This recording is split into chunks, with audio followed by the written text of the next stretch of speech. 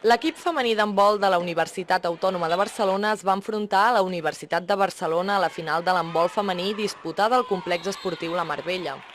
Les de la Universitat Central van estar molt més efectives i regulars en atac, cosa que els va permetre anar per davant en el marcador durant tot el partit. Hem començat a defensar molt millor, amb molta més intensitat i en atac estaven fluïdes i només era canviar la defensa i és on hem agafat la distància. Tot i així, la primera part va ser força igualada i les de l'Autònoma van anar perdent per aguantant el resultat fins al descans. A partir de la segona part, la UB va perseverar, mentre que les noies de la UAP van defallir. Bueno, a la mitja part anàvem molt bé, molt ajustades, però al començar la segona part ens han fet un parcial, diria que 4-0, que ens ha fet bastant mal.